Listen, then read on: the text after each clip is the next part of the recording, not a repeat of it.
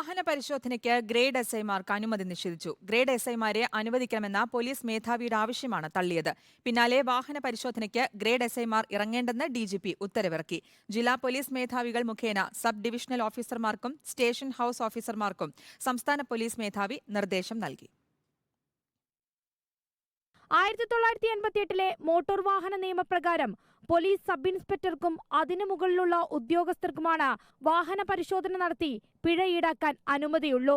എന്നാൽ ഈ നിയമം ഭേദഗതി ചെയ്ത് ഗ്രേഡ് എസ്ഐമാരെ കൂടി വാഹനം പരിശോധിക്കാൻ അനുവദിക്കണമെന്നാവശ്യപ്പെട്ടാണ് പോലീസ് മേധാവി ഗതാഗത സെക്രട്ടറിക്ക് കത്ത് നൽകിയത്. ഈ ആവശ്യമാണ് ഗതാഗത സെക്രട്ടറി തള്ളിയത്. സംസ്ഥാനത്ത് കൂടുതലും വാഹന പരിശോധന നടത്തി വന്നത് ഗ്രേഡ് എസ്ഐമാരാണ്. ബൈക്കിൽ ഉൾപ്പെടെ POS മെഷീനുമായി കറങ്ങി നടന്നായിരുന്നു പിഴ ഈടാക്കൽ. സ്റ്റേഷനുകളിൽ ശരാശരി 2000 മുതൽ 5000 രൂപ വരെ പ്രതിദിന കളക്ഷനും ഇതുവഴി ലഭിച്ചിരുന്നു. എന്നാൽ ഇനി അത് നടക്കില്ല. ഗ്രേഡ് എസ്ഐമാർ റോഡിലിറങ്ങി വാഹന പരിശോധന നടത്തേണ്ടതില്ലെന്ന് DGP ഉത്തരവിട്ടു.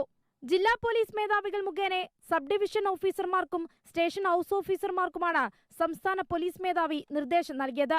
സേനയിലെ അംഗബലം കുറവായതിനാൽ നിയമഭേദഗതി വേണമെന്നായിരുന്നു സംസ്ഥാന പോലീസ് മേധാവി രേഖാമൂലം ആവശ്യപ്പെട്ടത്.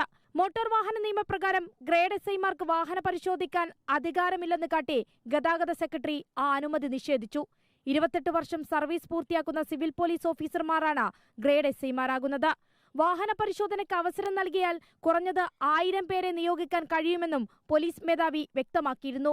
എന്നാൽ ഗതാഗത സെക്രട്ടറിയുടെ തീരുമാനത്തിൽ പോലീസ് സേനയിൽ കടുത്ത വിമർശനമാണ് ഉയർന്നത്. റിപ്പോർട്ടർ, തിരുവനന്തപുരം.